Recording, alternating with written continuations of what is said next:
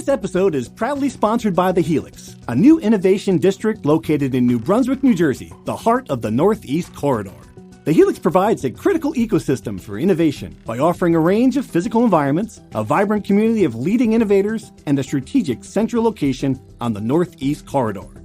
The Helix will uniquely mix workspaces, classrooms, laboratories, venues, and collaborative environments, creating a dynamic community and setting for innovative minds. Universities, startups, Fortune 500 companies, entrepreneurs, researchers, and many others will all call the Helix home. Thus far, the Helix has assembled a community of innovative private and public organizations, such as Rutgers Health, the New Jersey Innovation Hub, RWJ Barnabas Health, Hackensack Meridian Health, universities from Ireland and Israel, and others. The Helix is where ideas will come to life. To learn more, visit helixnj.com.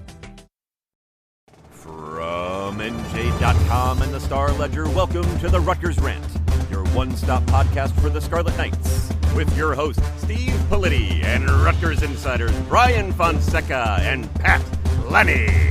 Let's start shopping. All right, hello everybody. Welcome back to the Rutgers Rant. Politi here, Fonseca, Lanny.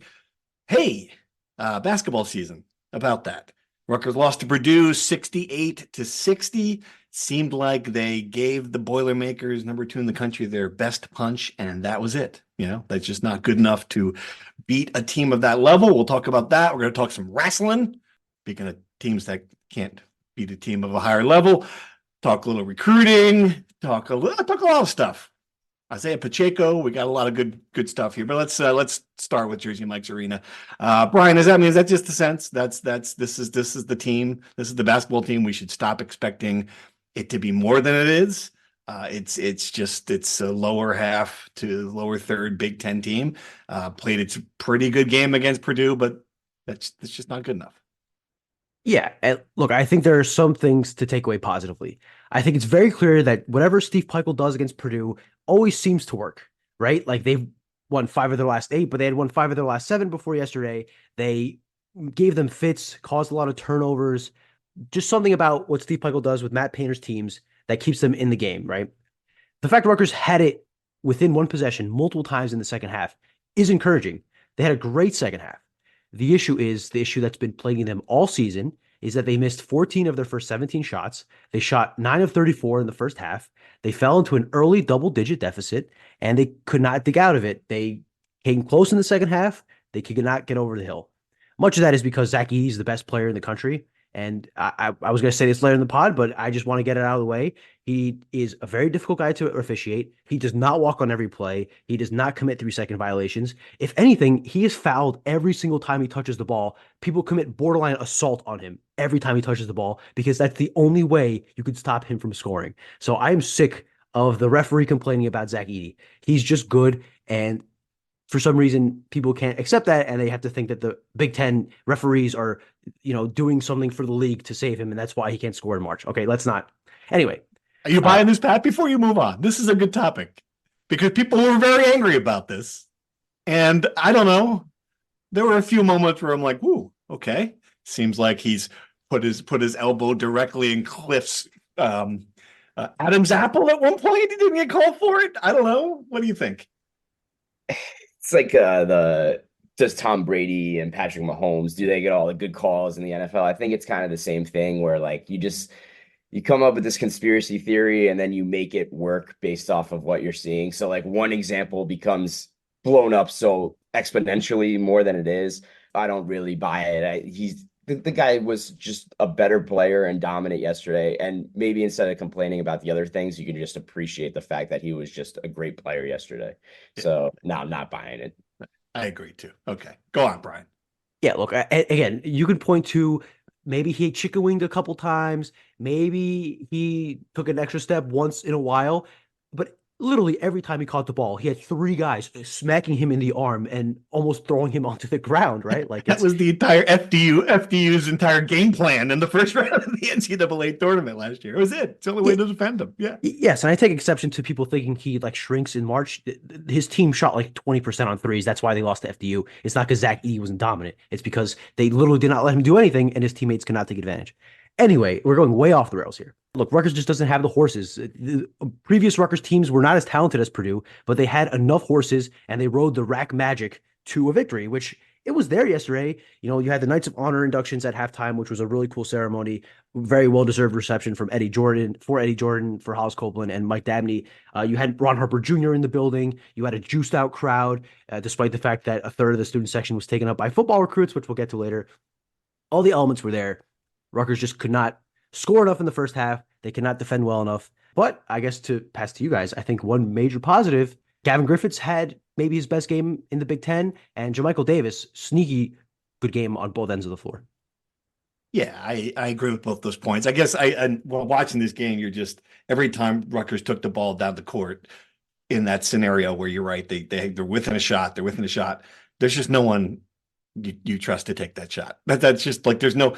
They pass the ball around like who's going to take the big shot, and it's just all right, Andre Hyatt. It's just Derek Simpson. There's just no one, Pat, that I was like that you think you got to get the ball to blank in that scenario. It just doesn't exist in this team. Yeah, I feel like more oftentimes I'm like, oh no, don't take that. Exactly. Don't take that shot. Then I'm like, oh my God, that guy should be taking the shot. And yeah, I think that's just an indictment of the lack of offense of this team that's just so profoundly inefficient. 20 points in the first half. I mean, that's a high school girls basketball game right there, right? Like unacceptable. It's just like you can't beat the number 2 team in the country when you score 20 points, no matter how good defensively you are. You mentioned it though, Brian, and you're right. If this is already, we get some questions. Should Steve Peichel be shifting gears and start playing the young players? I think that happened in that game. JaMychal Davis 4-5. Looked like he was really active defensively, especially when they put him in that press. I like that look. I was hoping for more of that. Gavin Griffiths 3 of 11, but he looked like he was in sync at least. It didn't seem like he was the liability defensively that maybe he was earlier in the year, at least maybe not as much. They both got more minutes than before. So yeah, I guess it is a positive. Well, I'll take exception with a couple things you said. I thought Gavin struggled mightily defensively in the first half. They were hunting him on matchups, and he was getting just blown by one-on-one. I thought he was better defensively in the second half when they did press a lot more, and that does kind of help, one, speed up Purdue and hide him a bit, take away some less time they have to work in the half court and hunt those matchups. They are the best when they press. I thought that very clearly affected Purdue. You can only press for so long because these kids are human, right? Like you can't sprint for 40 minutes straight. And I think that's kind of an issue that Rutgers is not great defending in the half court, at least not when you're defending the number 2 offense in the country. Gavin was very impressive. 2 of his buckets were off baseline out of bounds plays. They kind of set it up where they freed him open for open shots. He hit 2 of the 3 they gave him. That was encouraging. He hit a 3-pointer, which is encouraging. The other shots he missed, one was a layup and a putback he missed. A couple of other were jumpers he created off the dribble. My point in bringing that up is that he's not quite at the level where he can create offense for himself, which is probably something this team needs. But if you want him to be a guy who can knock down a shot off of a set play, I think that's a very encouraging sign to see him be able to do that. And JaMychal Davis, I thought that is exactly the role they need him to play, not just this season, but really going to next year. If you have a guy who can defend really well, exert a lot of energy defensively, match up with, if not the best player, the second best player on the opposing team, be efficient offensively, hit some of those mid-range jumpers that he took, play within himself, not force anything. The one thing he had to fix was he had a couple of, I don't want to say sloppy, but turnovers he probably should avoid. That was the one issue I could bring up. Anything else, I thought he was great. I think he's exceeded all expectations I had for him this season. It's very encouraging to see what he's done. And just to circle back on what you guys said about the offense, I think the issue is they take so many mid-range jumpers, and I'm not sure if that's a design of the offense. I'm not sure if that's just what they feel is their personnel is best to do. But when you play offense like you're the 1980s Bad Boys Pistons, like you just can't beat teams that are knocking down threes and scoring at the rim, right? Like, and again, the other issue is that the alternative is what? Rutgers is one of the worst teams at finishing around the rim in the country, and that's not going to get better when you're playing against Zach Edey. And they're one of the worst three-point shooting teams in the country. I looked up the numbers before this. I believe they have the 4th or 5th worst three-point shooting percentage among high major teams in the country. So there are not many options offensively. I just think that I would rather take a bad 3 than a bad mid-range jumper, especially when Rutgers must have taken 25 mid-range jumpers. You just can't win in modern basketball like that. All right. As Brad Wachtel pointed out on Twitter, NCAA tournament hopes kind of already over. I mean, not quite, but they've got 4 quad one games remaining, twice Wisconsin, at Purdue, and at Nebraska. They kind of need to steal one of these two against Purdue and Illinois, I think, to have even like a glimmer of hope. Brad thinks they need to win all 4 of those games. It just seems like that's just a miracle, and not even that doesn't even get you into the tournament. That gets you in the conversation. Yeah, I think that we knew this was going to happen, Pat. I mean, if this team gets into the NIT, that would be great. That would be a nice accomplishment considering the way this season has gone. And I think that's still a reason. I think that's still a possible goal, maybe, looking at some of the games left. What do you think? Yeah, I think that's definitely a realistic goal and something to keep you entertained through February. I think Brian did a great job laying out all the things to look for over the next month and what could possibly unfold. This morning in a post, if you haven't seen that, you should definitely check it out. It was a good one. But yeah, absolutely. I think NIT should be the goal, but even that feels like they're going to have to win 50% of the games going forward, be 500 the rest of the way. And I don't even know if that's fathomable. So we'll see. We'll see how it goes. Your list was good, Brian. You had first win at the Chrysler Center. You had playing spoiler, Big Ten race. Is this going to keep people entertained? Trying to be a spoiler? Well, I was just trying to psych myself up too to cover the last month of the season when we're kind of watching the same movie over and over. But look, I mean, there are some exciting things. I think number one, before talking about making the NIT, you have to hope this team doesn't finish in the bottom 4 in the Big Ten for the first time since 18-19. I know these things are cyclical and there are good years and bad years, but I think Rutgers is at a point as a program where finishing in the bottom 4 is almost unacceptable, even in a down year. So this week is a huge week for that. You host Penn State on Wednesday. You go to Michigan Saturday. Those are 2 games against 2 teams you're fighting with in that bottom 4 shuffle. I think you got to go 2-0. I really do. I think this is the opportunity of the season, really. I think you have to go 2-0-1 to make it the NIT, have any hope. And I think you have to go 2-0 to give yourself a chance to not finish in the bottom 4. And look, this is the weakest Michigan team Rutgers has faced since entering the Big Ten. This is the first time they're going to finish in the bottom 4. They are an absolute mess. So you have to win that game, get your first win at Chrysler, knock off another Big Ten arena. And look, Cliff Omori could climb up the program rankings in rebounds and points. Steve Pikiell is 2 wins away from passing Bob Wenzel in program history. A lot of things to look forward to, just not the NCAA tournament, which is becoming the expectation for this program, which is a good thing. Yeah, at least a couple wins would get you. If you win these 2 and you go to Maryland, all right, the Maryland's better, but that's still a winnable game. Then you come home against number 11 Wisconsin. It'd be some juice. You'd get me to mid-February with some juice to give you right. If you lose either one of them, that's going to be a tough sell. All right, let's talk about the Eddie Jordan things. I think that was 2 things that not just Eddie Jordan, but the honoring the players the way they did was a great idea, smart, well done. But I really the thing that stuck with me were some of Eddie Jordan's comments to you, Brian, before the game, before the moment, where he just kind of owns it. He just kind of says, look, Pat Hobbs did the right thing by firing me. I have very rarely seen a coach. I'm trying to think of another example of that, where a coach said, yeah, I sucked. I deserve to get my coaching career ended. I'm not sure I've seen that in many places before, right? I mean, what was your takeaway from him? Were you surprised? Well, I won't say he said he sucked. I would not say that. I think he said, but you know what I mean. I'm exaggerating, but he did certainly say, like, I got what was coming. I just want to make sure people don't misinterpret that. And he brought this up by himself before I even was able to ask him about it. Because I asked him about what he thought about what Pikiell's done with the program, and he just gushed about Pikiell, called him a wonderful man, and how every time he sees him, he calls him the legend. I'm saying Pikiell calls Eddie Jordan the legend, which is just awesome. Pikiell is really, really good with this stuff. Some really funny lines, and that's one of them. But Eddie just brings up that when he got hired, they didn't have an AD. Obviously, he got hired following the Mike Rice scandal. Then after Julie Herman's tenure, Pat comes in and they sit down and Pat essentially says they got to start from scratch. And Eddie understood. He said he's been around. He gets it. So, and he's not bitter about it at all, which not that I thought he would be, but it's good to hear him say that. And he clearly loves his alma mater. He's expressed that. This was the first time he went back since that game against Minnesota, that was the one Big Ten win they had in his final year. And I think he was a little nervous about the reception he would get. And I thought the crowd did the right thing. They stuck around for halftime for the ceremony and they gave him a standing ovation because as disastrous as his coaching tenure was, I don't think he'd use that word, but I think we all understand it was an abject disaster. Not all of it was his fault. He picked up the program in a rough spot.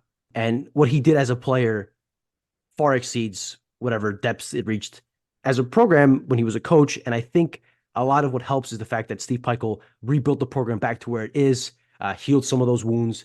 And I think of Steve Pikiell's many fans, Eddie Jordan has to be near the top of the list. So yeah, I thought it was a really cool ceremony and a well-deserved moment for Eddie. One of the many off-the-court things that Steve Pikiell has done well during his tenure here. It's repairing those wounds. Absolutely, 100%. All right, let's do true false. I only got like 6 or 7, but they're all good ones. All right, true false. The basketball team will win more than 6 Big Ten games. We've done this every week. How you feeling about it, Pat? True or false?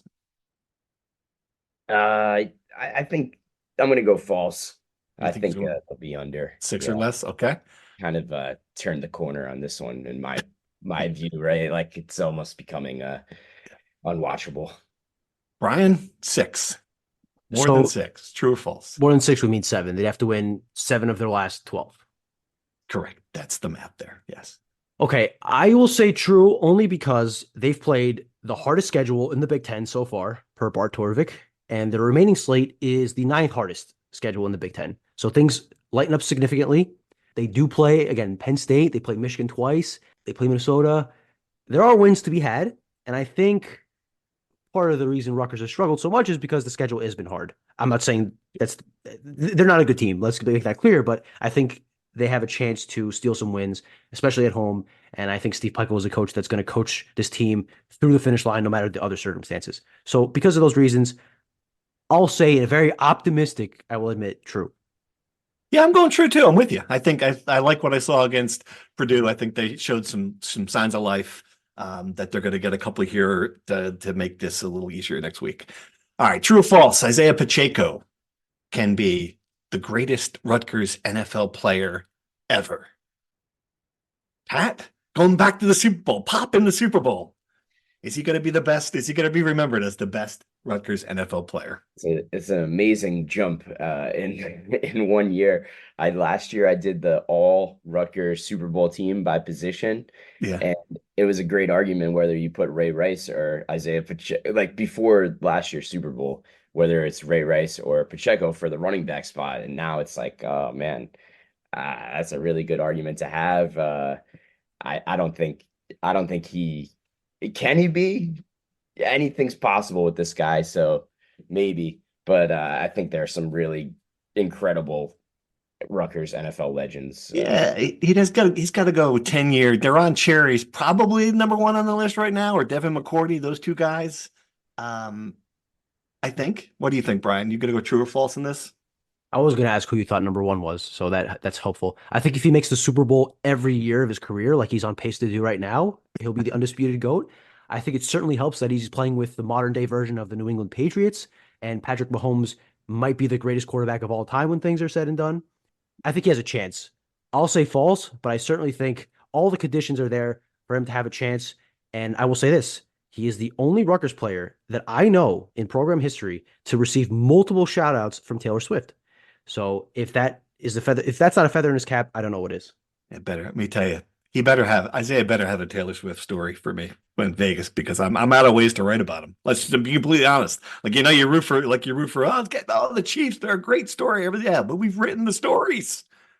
I was all in for the Ravens. Something new. Ravens Lions Super Bowl. That's what I wanted. Didn't get it. Oh well. All right.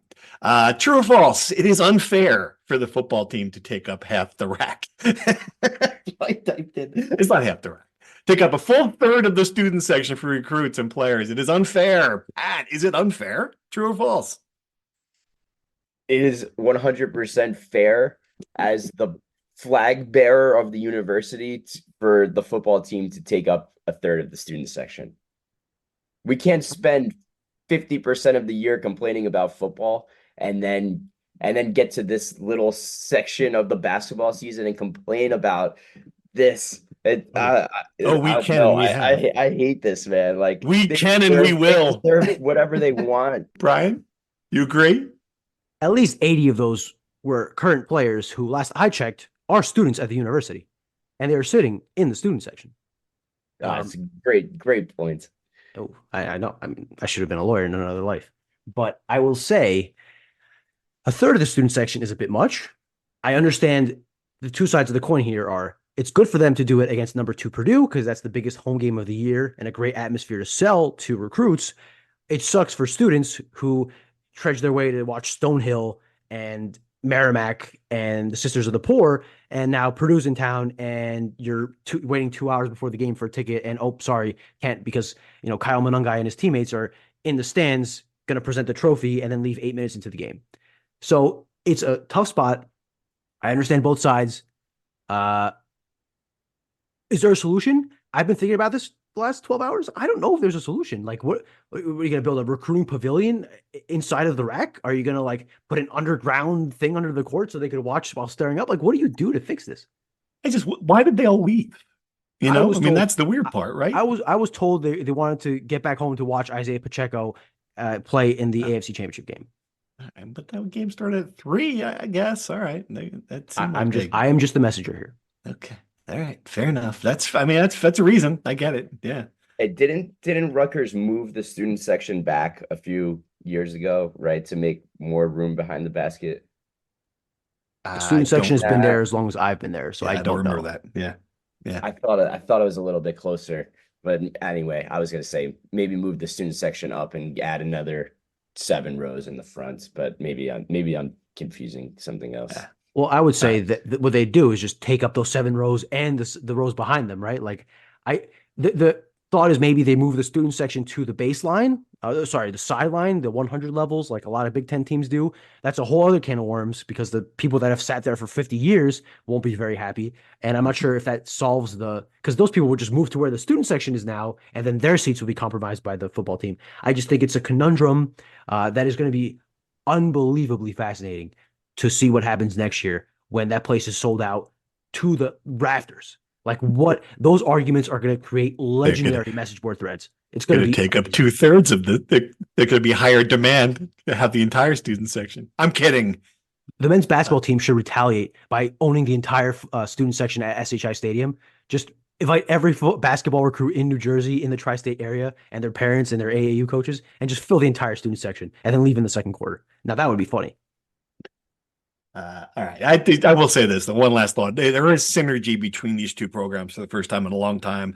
I think, I understand it's not great optics, but they really are trying to help each other get better. So let's just keep that in mind that they're rowing the boat and they're all pulling hard together. So that's the good news, at least. All right. True or false? The next big capital project in Piscataway will be a lacrosse stadium. Pat. True or false? Lacrosse stadium. Seems to be true. Brian, true or false? Brian Brecht let the cat out of the bag by tweeting out that him and some donors had dinner in New York and talked about it. I certainly think that and the football facility are kind of neck and neck here. I think football facility has more quote unquote priority, but I think the lacrosse stadium might be the next thing up. I don't know when. I don't think it'll be up anytime before 2025.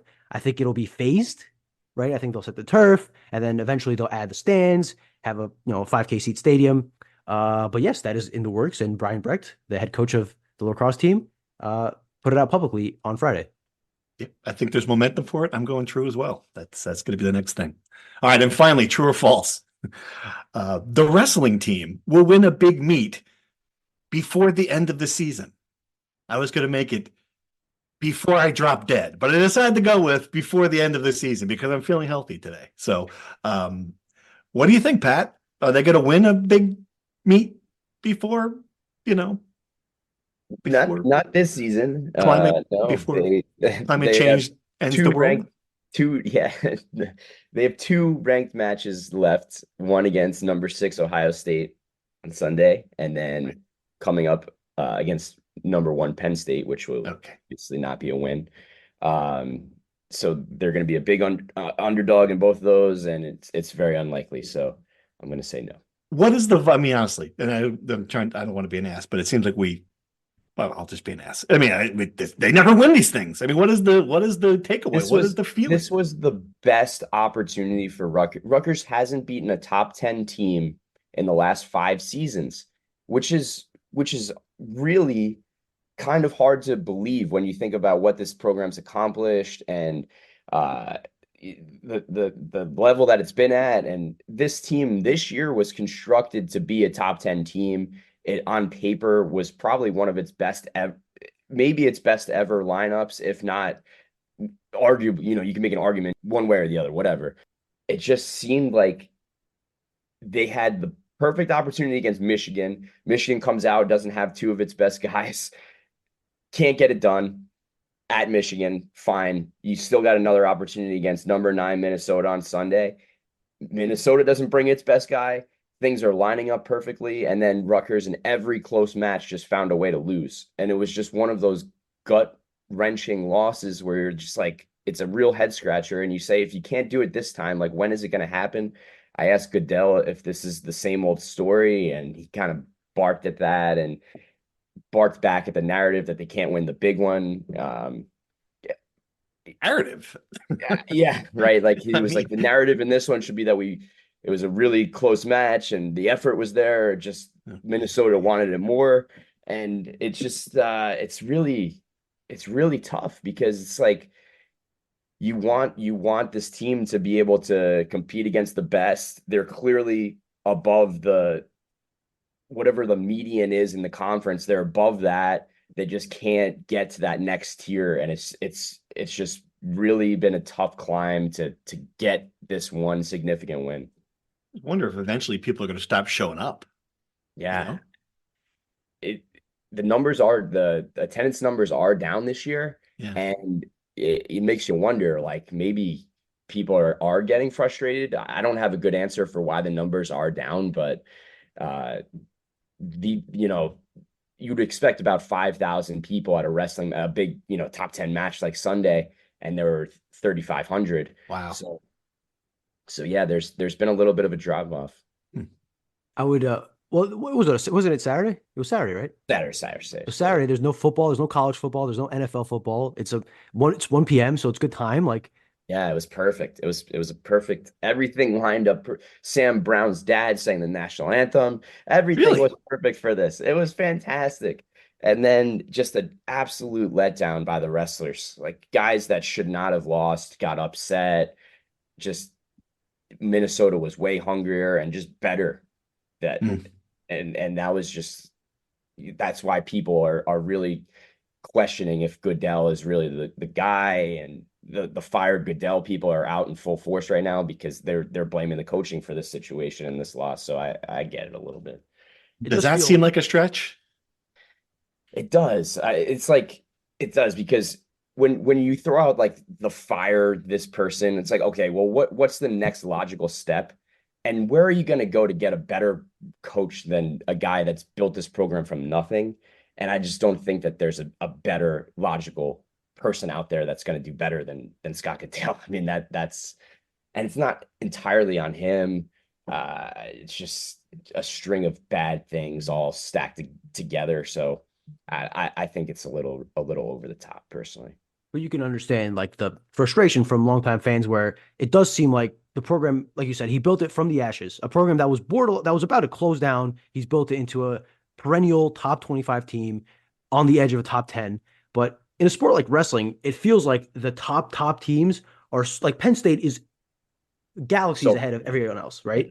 And the second tier is galaxies ahead of the rest, right? So, and it feels like the program has stagnated where they can't break through that glass ceiling of entering that second, third tier or whatever. And I think Saturday was a good example of this is a down year for Minnesota. They finally have that All-American heavyweight, like I can't remember, Gable Stevenson, I think his name was.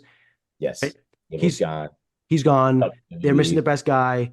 And then you lose these close matches. Like I'm watching Saldano, who's a guy that I know he's a very streaky guy. You take the lumps with him where the highs are really high, but the lows that we saw on Saturday where they're about to go to overtime and in the last second he gives up a takedown. Like that's got to be so frustrating for a guy who sits, Matt's side, watches every meet, and then you just feel like Yeah. an exercise in futility. You're spot on, Brian. Like that was, look at you going in there deep on wrestling with your takedown. Brian saw down on knowledge. That was fantastic. But How you're about absolutely that? right. Like very, very, very frustrating. The long time person that's been with this program for forever. I totally get the frustration. No question. It's just this is the tough part of building a program. I wonder when basketball it might never reach this point. It could reach this point at some point where you build a program up from being bad, or in wrestling's case, literally almost extinct, and you reach this point and you kind of stagnate. And look, some programs just never make that next jump, right? Like sometimes it just doesn't happen. Sometimes it's really, really hard to break through. And but you're in a tough spot because the fans expect that linear progression. And there's no, Yeah. to your point, there's no logical next step. Like Yeah. you can't fire this guy, but you're not sure he can do the next. It's a very tough conundrum to be in if you're a leader in for this program. I will say this in Scott Goodell's defense. Last year they had a bad year. He went out and he was like, okay, what can I do to get this thing back on track and maybe take that next step? And he went out to the transfer portal and got 3 guys that are absolute studs, and that's really helped. Next year he's got a really good recruiting class. So I think he's really done everything that he can, and then it's just the performance. How do the performances change? And maybe that's the area that you can criticize him, obviously fairly. And I remember in Shiano. Go ahead, Brian. Sorry. another thing to Goodell's defense, he was in for a lot of good transfers. I remember us talking about it in the summer. They were in it, and then obviously NIL is a major thing, and that was a roadblock for them too, right? Like Sure.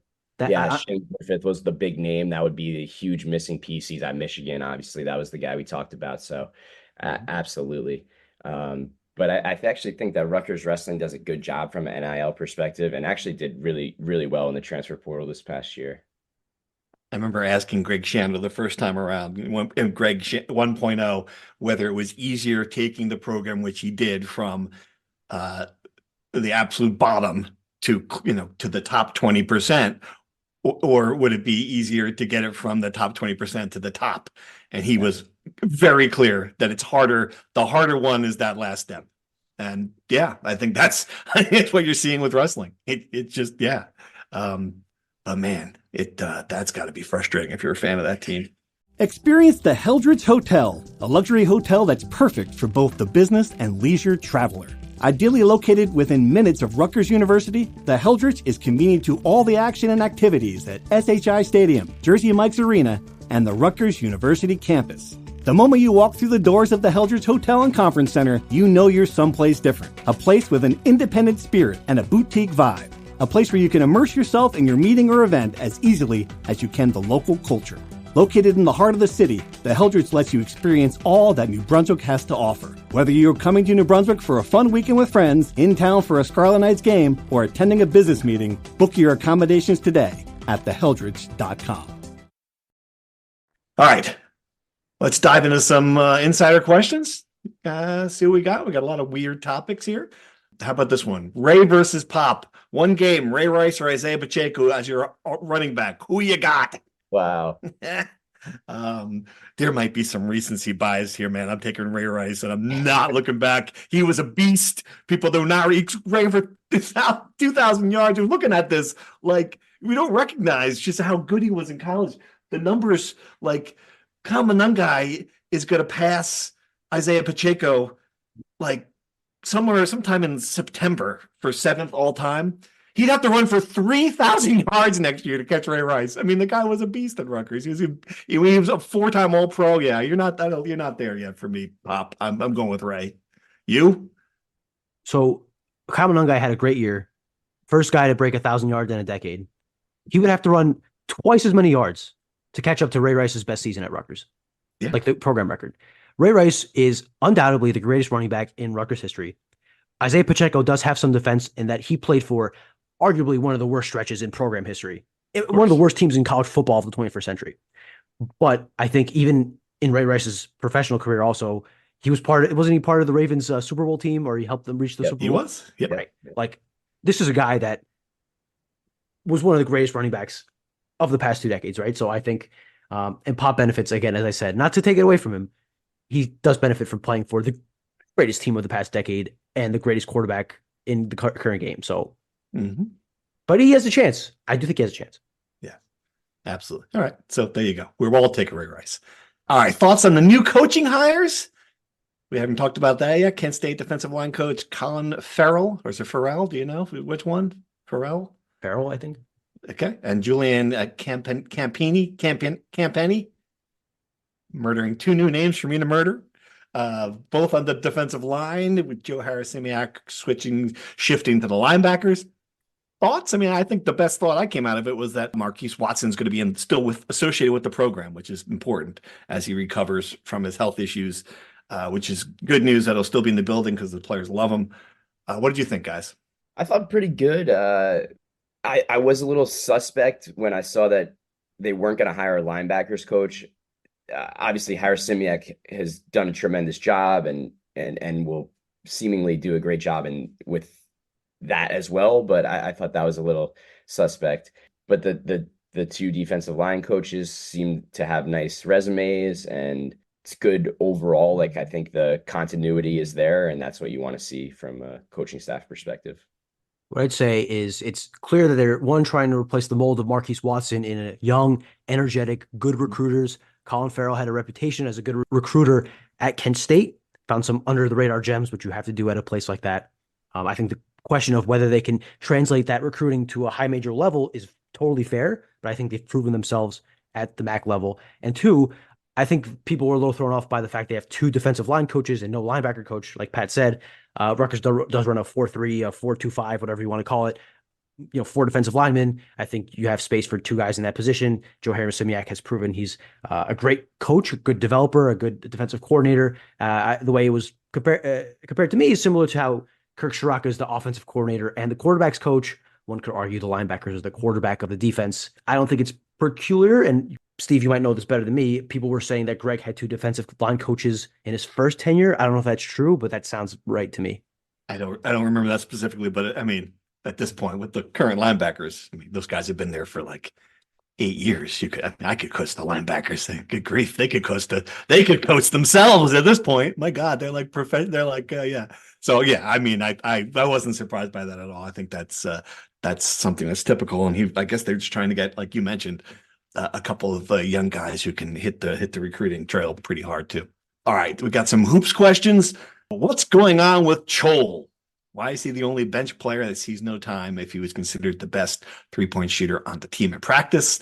It's a popular question, Brian. Why are they not playing this guy? Everyone has watched this team play offensively, right? If they thought Antonio Chol could fix this, he would be playing 15 to 20 minutes a night. Okay?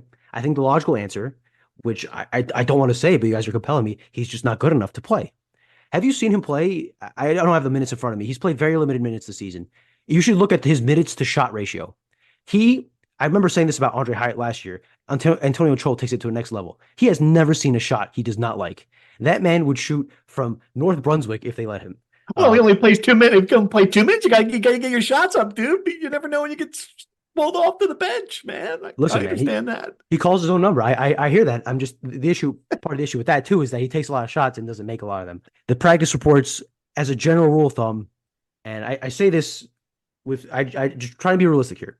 Everything you hear out of practice, everything you hear from Steve Peichel about practice or about player availability, that usually seems very optimistic, is probably too good to be true. Take everything you hear from Steve Peichel, who is at heart a very optimistic person. God bless him for that. I think it's great. But take everything he says with a massive grain of salt, because if you start taking score of some of the things he said over the last 3 or 4 years, I think the track record shows that more often than not, he's being too optimistic, which is obvious with the fact that Emmanuel Ogbole has been close to playing for about a month and a half. Yes. And Jeremiah Williams' NCAA decision has been coming for a month and a half. And I think I'm starting to question whether they'll play in 24-25, let alone the last month of the season. That's another one. That's another popular question. And yeah, the Jeremiah Williams is the best player on the team is something you hear a lot from people around the program. So we had 3 questions about him. Is Rutgers being too laid back about the Jeremiah Williams situation? Feels like other schools would have had him playing by now. and one just very lots of exclamation point statements. Hobbs has to push the NCAA to get badly needed Jeremiah Williams eligible now. He's not doing it because he's afraid of bad PR. Okay, so there you go. People are conspiracy theorying that one out. What's the deal? I mean, I don't think they ever expected him really to play this year, right? A lot of things to sort through all of this. One, I want to take through the ridiculous Terrence Shannon comparison that I've seen some people take. Terrence Shannon is in a legal situation with like Illinois courts and the justice system there and in Kansas. The NCAA did nothing about Terrence Shannon. Okay. Rutgers can get a temporary restraining order against the NCAA to play this player. Okay. The situation is completely irrelevant. Second of all, what do they want Steve Peichel and Pat Hobbs to do? To march to Indianapolis on foot and run into the office of the NCAA enforcement and pound their hands on the table and say, let Jeremiah Williams play. What do they expect to happen? The NCAA takes this stuff case by case across all sports. They probably have enormous files of stuff to do. And they just haven't gotten to Jeremiah Williams yet. They haven't gotten to Aaron Eulis, who's at Nebraska, who was at Iowa, who's under a similar situation. And I'm not sure if I read the Nebraska message boards, you're going to see 30 threads about why isn't Fred Hoiberg yelling at Charlie Baker? You know, look, this is just the NCAA is in the midst of the most transformative moment in the history of college sports. They're fighting Congress. They're fighting NIL. They're fighting literally everything under the sun. Okay. They just haven't gotten to Jeremiah Williams yet. Seems like they got screwed. These guys got screwed though, right? These Iowa guys, this seems like this was unfair railroading. There's some stories out now. You're like, wait, they did what? The Iowa wrestling coach has been saying for months before this news came. So the news is that the Iowa, not the FBI, but whatever the investigative bureau in Iowa is, went without a warrant to collect evidence in this gambling case. So basically, the way they found out that all these student athletes illegally gambled or gambled underage was by recovering evidence without a warrant, which obviously violates every single law and American freedom principle. So yeah, that's the big news, and it's really funny if you follow it from a wrestling perspective. The Brands brothers have been going off on this for a really long time, and went at reporters over the weekend saying like, where were you guys asking these questions when we were pointing this out months ago and things like that. So it's really good. It's really good. That being said, I don't expect that to change the situation with Jeremiah Williams. Frankly, I think you should just don't play him this year. Take it as a lost year. Use it as development. Keep his extra year of eligibility. Whatever. Like I understand wanting to have an answer. I want to have an answer because I'm sick of talking about this. But just kind of, he's not going to save the season. It's not a huge deal at this point, unless you, like I wrote this morning, kind of want to see what he can do on the court and what he offers to next year's team. That might be valuable. Other than that, and to the point about being the best player at practice, contrary to what I just said about Steve Peichel's optimism, take what I say with a grain of salt. But the two practices I saw in the preseason, I was impressed by him. I think he'll be a good defender. He adds length and height that they don't have in the backcourt this year. I don't think you should expect him to be a big scorer. That wasn't his game at Temple, but he is a playmaker, had a high assist rate at Temple, doesn't turn the ball over that much. So I would expect him to be more of a facilitator than a guy who's going to, score 25 points a night. But I think he certainly would be an upgrade on this backcourt. I don't think he's going to transform this team if tomorrow the NCAA finally rules on him. Or Rutgers fans, take a book from Kentucky, who bought out a billboard in front of the NCAA enforcement building, whatever it is, Free Big Z, their European player who wasn't eligible. And within 4 days or 2 days, he was eligible. Really? Maybe that's what you got to do. So someone just having their morning coffee, looked out the window and said, oh, yeah, well, you know what? Huh, we should do that. That's a good idea. Put a billboard up. Reward them for the effort. The fans of Cal Poly women's soccer aren't doing that for their ineligible player, but Kentucky basketball is. So maybe you move up his stuff to the top of the pile. Maybe Rutgers fans do it. Jeremiah Williams suddenly is the next priority for the NCAA. I'd put that money. Just my advice, Rutgers fans. Put that money in NIL for a shooting guard off the bench next year. That's what I would do with that money. All right. We got a lot of comments and questions and texts and phone calls about the parking situation. which I don't know how we, it's hard to dive in because really we park for free. Sorry. But how many season tickets, or this is the question, how many season tickets will Rutgers lose by raising the donation necessary to keep a parking pass? And that's just one from the texters. I heard from someone who's pretty good donor who's upset about this too. Just at the idea that they're not really respecting the people who have put forth the money for many years over there. What is our sense about the parking? Is this a really big deal, or is this just the usual complaints that people have when prices go up? I think it's a significant increase, first of all. And the whole parking, I don't really, like you said, because we park for free, I haven't really dove into the whole donation policy, and it seems like such a convoluted way, regardless of this increase, a convoluted way to hand out parking to begin with, right? Like you have to donate money to become eligible to park. Like why can't you just pay to park? It's all a gimmick, and I do think that people that are complaining are justified. But without diving into too much of it, that's my baseline opinion. Wait till they start putting buildings up on these parking lots too, right? Exactly. The lacrosse stadium is going to go in the blue lot, the yellow lot. That's going to be Right. So the plan is for lacrosse to be the blue lot and the football facility on the yellow lot, which is going to cause a lot. It's already causing a lot of complaining. And I know Rutgers fans and college sports fans complain a lot, but this is to a level that rises above the usual complaining.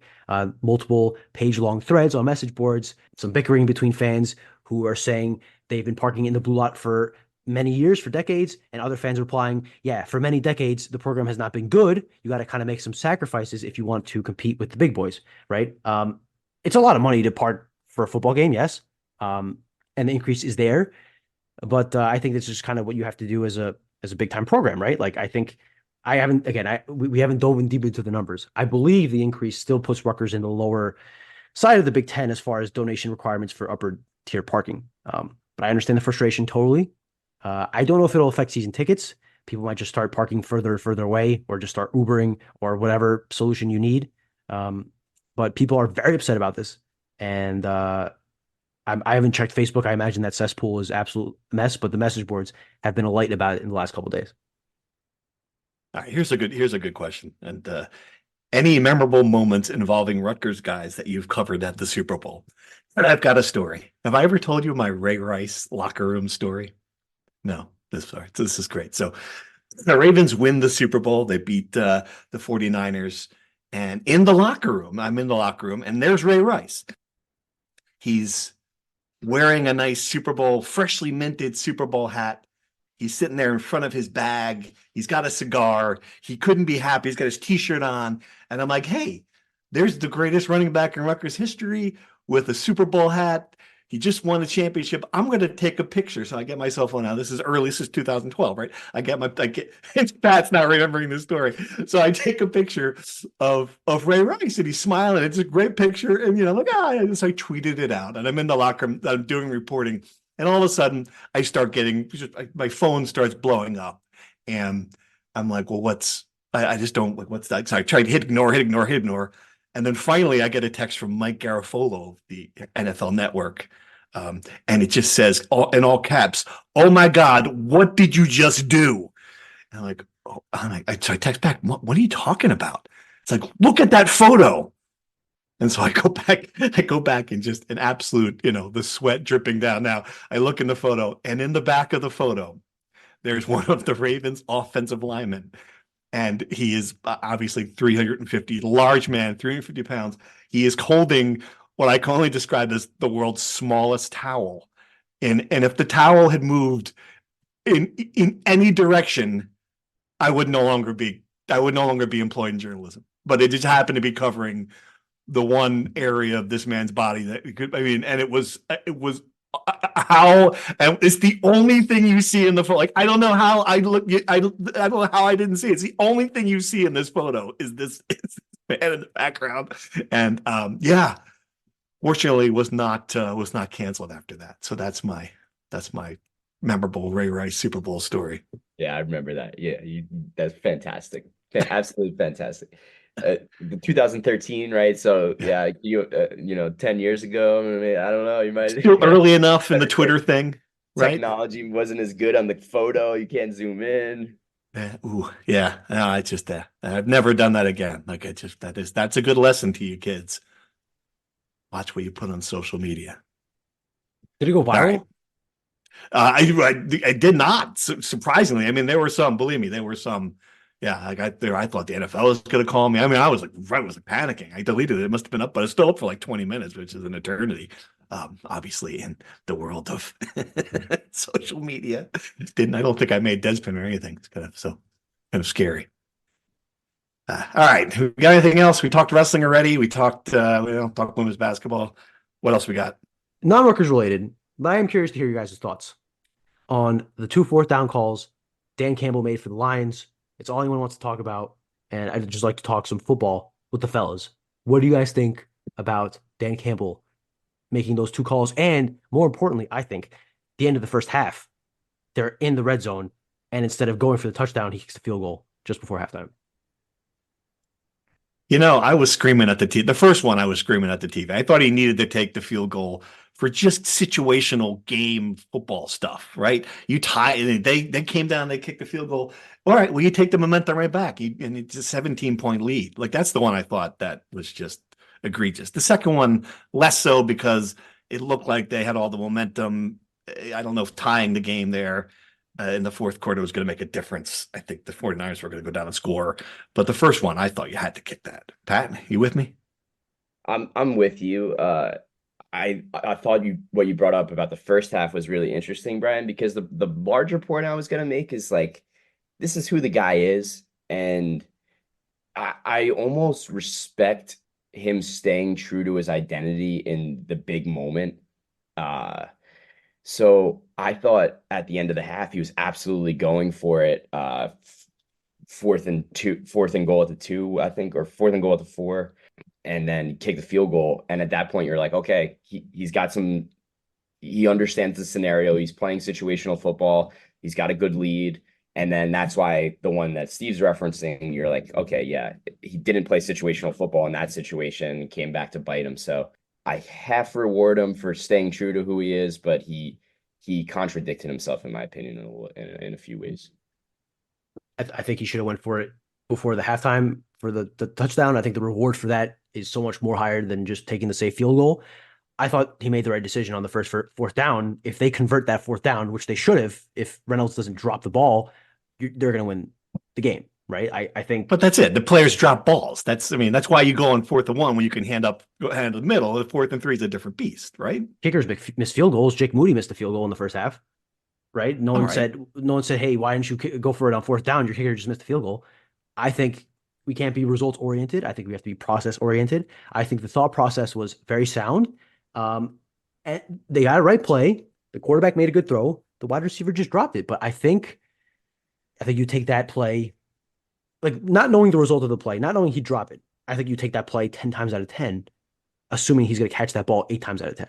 I think it was the right play. And I just wanted to bring that up because I know the discourse is going to be insane for the next day and the next offseason. And I don't know. I just think it's a fun scenario to talk about. And I think Greg Schiano's been an aggressive guy. I think that's fine. He's kicking the field goal. I don't know, man.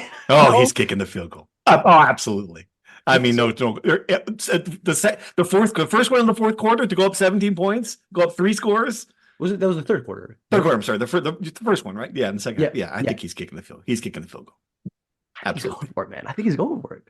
Oh no. We got to ask him. Have some unjustified response in his post-game press conference that would make no sense of why he went for it or whatever, as opposed to Dan Campbell, who was just like, this is what I do, and we didn't do it, Yeah. So that was one of the most remarkable quotes I've seen from a coach in a press conference where he said he told his team, like, we may never get back here ever again.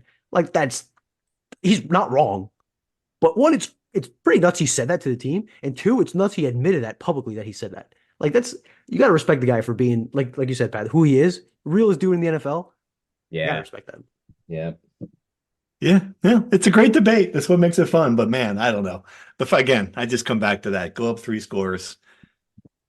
Take some of the momentum back. I think the 49ers felt like they settled for a field goal on the first drive. Then the Lions would come out and match it. It's still 17 points. Man, I don't know. So to be That's clear, where I stand. Rutgers is somehow in the college football playoff semifinals. They're up 14 points in the third quarter against Alabama. 4th and 2, near midfield. You don't think Greg Schiano goes for it? No, I think he kicks the field goal. Absolutely. Well, I will say this, though. You're painting a scenario that's different than this. Like the Lions were every bit the same. Like they were outplaying. They were on the same level as the 49ers at best. If it was that big of a gap, like if Greg Schiano thought, I need to get here because Alabama, we're not going to win this game. Like I can see that if there's really a talent gap, if he thinks he's got to play because, like he does sometimes against Ohio State and some of these scenarios where he knows he's not going to win the game unless he's aggressive, that might be different. But in this scenario, I still think he's kicking. If Rutgers is in the college football semifinals, I think there'd be a pretty good team, but point taken. Anyway, This is all hypothetical. Just kind of killing some time until we have spring camp, which they announced the spring game is Saturday, April 27th on the Jumbotron of the Rack. If that's wrong, don't blame me. Blame either my memory or whatever they put on the Jumbotron. But I'm fairly certain that's the official date. All right. We're going to ask Greg Schiano. We're going to get an answer to this question. In fact, I'm going to ask some people around Greg Schiano. We're going to find out what he would have done. Let's see if we get 5 people to have a theory on what he would have done there. And we'll come back next week and we'll talk about it. There we go. Good plan. Something to talk about. We're running out of basketball season to talk about at this point. All right, let's log off there, sign off there. Thanks, everyone, for listening. Thanks for the questions. Good-spirited discussion. And we'll be back soon to talk more hoops. Thank you for listening to the Rutgers Rant. To participate in the conversation and receive live updates about the Scarlet Knights directly to your phone, sign up at NJ.com/insider.